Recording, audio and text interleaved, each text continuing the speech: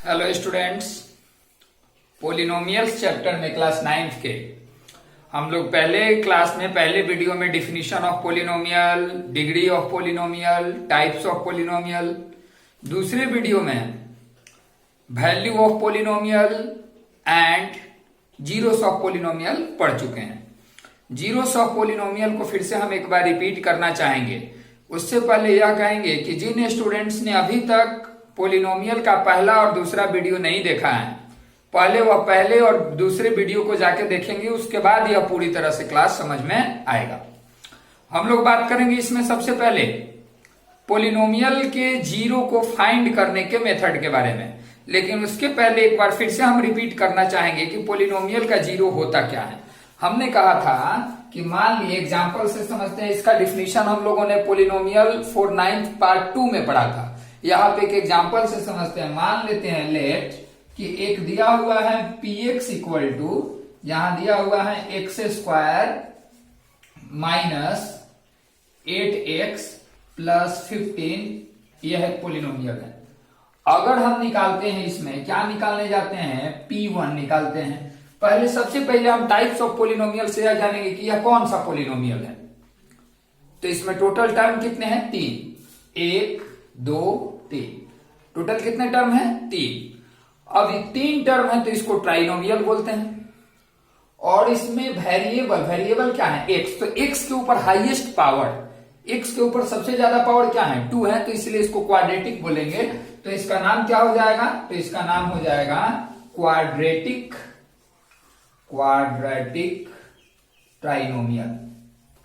Quadratic trinomial. अब देखिए P1 अगर हम निकालते हैं तो P1 कैसे निकालते थे, जहां देखिए आप सिंपली Px का वैल्यू दिया है P1, यानी x should be replaced by 1। x के जगह पे क्या लिख देना है, 1। तो यानी यह हो जाएगा 1 स्क्वायर माइनस 8 इंटू 1 प्लस 5, यानी यह हो जाएगा क्या, 1 और 5 मिलके कितना हो गया, 6 माइनस 8 इक्वल टू -2 हो गया। अगर हम P0 निकालते हैं तो जहां जहां x है 0 रखेंगे तो 0 square minus 8 into 0 plus 15 equal to, यह टोटल हो गया 15। अगर कहा जाए यहाँ पे P3 निकालने के लिए, क्या निकालने के लिए कहे हम, P3। तो P3 निकालेंगे तो जहां जहां x है वहां वहां क्या रखना पड़ेगा, 3, यानी 3 स्क्वायर माइनस 8 इंटू 3 प्लस क्या हो जाएगा 15। अब यहां समझते हैं 3 का स्क्वायर 9 माइनस 8 3 जा 24 और प्लस 15, प्लस में 15 और 9 मिलके हो गया 24, माइनस 24 इक्वल टू क्या हो गया, 0। यानी कि अगर इस पोलिनोमियल में हम x के जगह पे 3 रखते हैं तो पूरे पोलिनोमियल का वैल्यू कितना हो जाता है, 0। तो जीरो ऑफ पोलिनोमियल में हमने पढ़ा था यह कि किसी पोलिनोमियल px का a एक रियल नंबर 0 तभी कहलाता है जब pa का वैल्यू क्या आ जाए, 0 आ जाए। हम लोग लैंग्वेज में आज इसको डिफाइन हम करना चाहेंगे कि the value of variable which when put in place of variable in A polynomial makes the complete polynomial 0 is called zero of that polynomial. यानी किसी भी पोलिनोमियल में वेरिएबल का वह वैल्यू जिसको वेरिएबल की जगह पे रखने पे, जैसे यहाँ पे P1 यानी सभी x के जगह पे 1 रखना है, P0 मतलब सभी x के जगह पे 0 रखना है। तो वह वैल्यू जिसको वेरिएबल के जगह पे रखने पे पूरे पोलिनोमियल का कंप्लीट वैल्यू 0 आ जाए, जैसे P3 का वैल्यू कितना है, 0। तो हम कह सकते हैं कि 3 is a zero of that polynomial. 3 इस पोलिनोमियल का क्या है, 0 है। अब देखिए जीरो किसी पोलिनोमियल का निकालेंगे कैसे, यह जानने के पहले एक पॉइंट हम लोग और जान लेते हैं।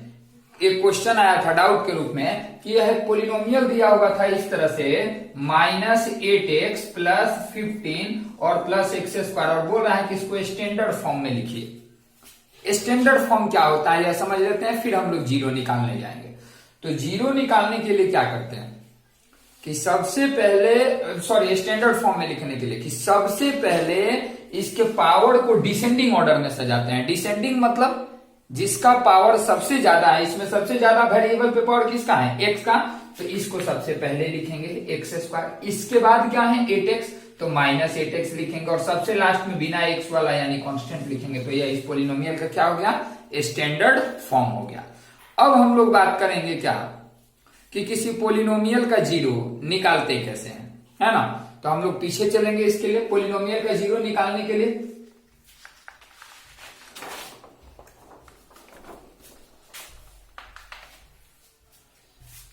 To find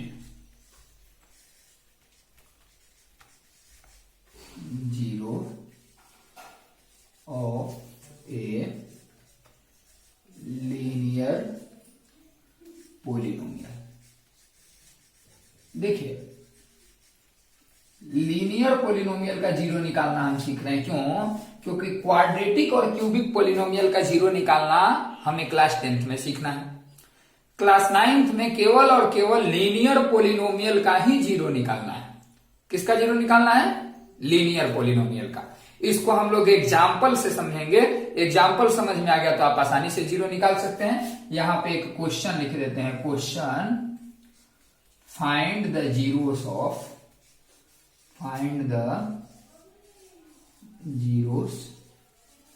of following polynomials. नीचे कुछ पोलिनोमियल्स दिए गए हैं जिनके जीरो निकालना है।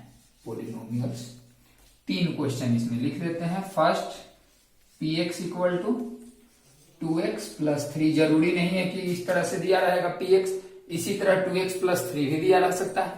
जैसे दूसरा क्वेश्चन इसमें लिख देते हैं यहां पर 5 माइनस एक्स, और तीसरा क्वेश्चन हम लिख देते हैं ax प्लस बी। अब इसका सॉल्यूशन हम बनाने जा रहे हैं, जिससे आपको पूरी तरह से समझ में आ जाएगा कि किसी पोलिनोमियल का जीरो निकालते कैसे हैं। सॉल्यूशन में क्या करते हैं? सॉल्यूशन में फर्स्ट क्वेश्चन, पहले आप लिखेंगे गिवन पोलिनोमियल। गिवन पोलिनोमियल में क्या दिया हुआ है पहले में? तो पहला वाला पोलिनोमियल दिया है P X equal to 2x plus 3।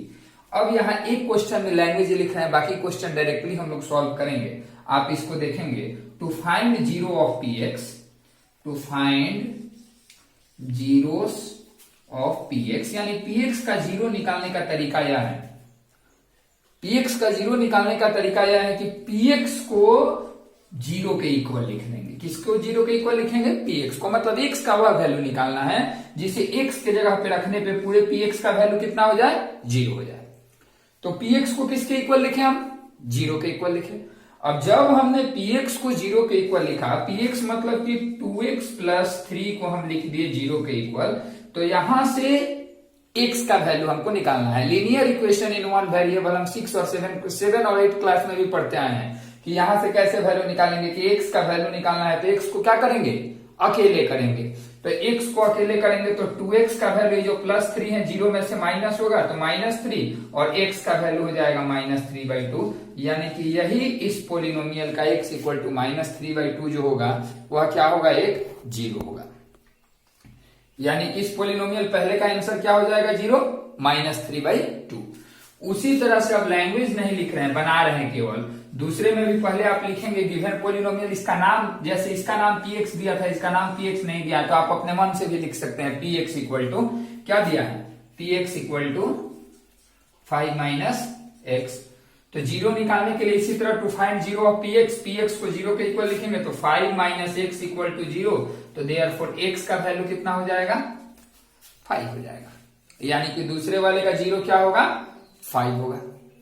तीसरे क्वेश्चन में आते हैं। तीसरे क्वेश्चन में क्या करना है कि जब हम ax प्लस b को जीरो के इक्वल लिखने जाते हैं, किसको?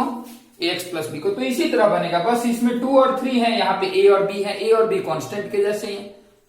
हमको x का वैल्यू निकालना है, यानी x को अकेले करना है, तो ax का वैल्यू क्या हो जाएगा? -b, जो प्लस b है RHS में जाएगा तो -b। देयरफॉर x का वैल्यू क्या हो जाएगा? x का वैल्यू हो जाएगा -b/a। किसका वैल्यू हो गया? x का, -b/a। इस तरह से एक बार शॉर्ट में हम समझते हैं कि किसी भी पोलिनोमियल का अगर जीरो निकालना है तो उस पोलिनोमियल का जीरो निकालने का तरीका यह है कि उस पोलिनोमियल को जीरो के इक्वल करेंगे और x का वैल्यू निकालेंगे। क्वाड्रेटिक और क्यूबिक पोलिनोमियल के भी जीरो निकालने के तरीके यही है, लेकिन इसमें तो सिंपल एक इक्वेशन है, इक्वेशन को जीरो के इक्वल किए तो लीनियर इक्वेशन है जिससे आप x का वैल्यू निकाल सकते हैं। लेकिन अगर यही क्वाड्रेटिक रहता 2x² प्लस 3x और यहाँ पे आ जाता +1 = 0। तो इससे x का वैल्यू निकलेगा कैसे, यह जानना है हमको क्लास 10th में। यहाँ पे क्लास 9th में आपके 3 क्वेश्चन अगर समझ गए तो आपके शुरू के 2 एक्सरसाइज पूरी तरह से बन जाएंगे। जैसे यहाँ पे क्या है, px = 2x + 3, दूसरा है 5 - x, तीसरा है x + b। कोई भी लीनियर पोलिनोमियल है, अगर उसका जीरो निकालना है तो उस पोलिनोमियल को क्या निकालना है, जीरो। तो अगर किसी पोलिनोमियल का जीरो निकालना है तो उस पोलिनोमियल को हम जीरो के इक्वल लिखेंगे और वहां से x का वैल्यू निकालेंगे, वही उस पोलिनोमियल का जीरो होगा। अब वर्क सुनेंगे, जल्द ही हम लोग अगला वीडियो भी इस पे बनाएंगे जिसमें पोलिनोमियल के 2 सबसे इंपॉर्टेंट थ्योरम जो क्लास 10th और फ्यूचर में हर एक क्लास में यूज होंगे, रिमाइंडर थ्योरम और फैक्टर थ्योरम, अगले वीडियो में हम लोग पढ़ेंगे। लेकिन इसको पढ़ने के बाद क्या है कि आपके बुक में जो भी क्वेश्चंस हैं जीरो निकालने वाले, जीरो दिखाने वाले, अब जैसे क्वेश्चन कहेगा या अगर नोट करना है तो नोट करें, फिर कुछ और एक बात बताएंगे, पीछे की तरफ चलेंगे हम लोग।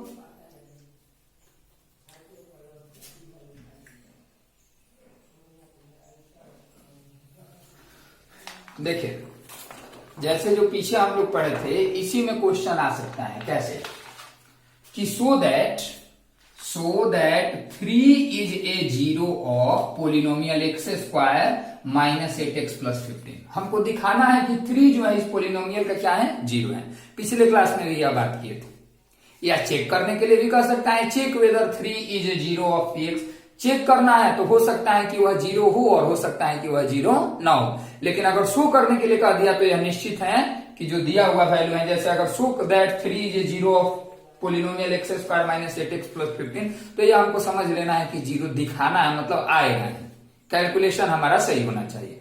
तो सबसे पहले गिवन पोलिनोमियल में एक पोलिनोमियल का नाम दे देंगे। जैसे पोलिनोमियल का नाम यहाँ पे px दे दिए तो px में पोलिनोमियल का नाम दे दिए, और पोलिनोमियल का नेम px देने के बाद अब अगर 3 चेक करना है कि जीरो है कि नहीं, तो px तो हो गया पोलिनोमियल, हम p3 निकालेंगे। p3 कैसे निकालेंगे, या पिछले क्लास में भी हमने बात किया था कि px में जहां जहां x है सभी x को 3 से रिप्लेस करेंगे तो हमारा p3 निकलेगा। और जो p3 का वैल्यू होगा, अगर वह जीरो आ गया, इसका मतलब कि 3 is a zero of that polynomial। यह भी बोले थे पिछले वीडियो में कि जरूरी नहीं है कि जीरो किसी पोलिनोमियल का जीरो होगा। जैसे एग्जांपल के लिए इसी पोलिनोमियल में p0 का वैल्यू कितना है, 15, यानी कि zero is not a zero of that polynomial x² - 8x + 15, यानी जीरो इस पोलिनोमियल का एक जीरो नहीं है।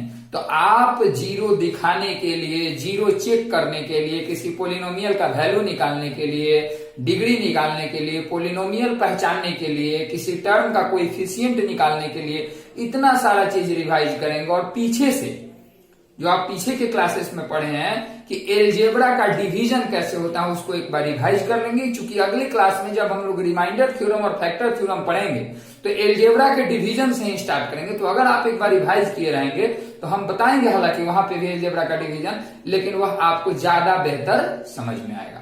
आज के क्लास में, आज के वीडियो में इतना ही।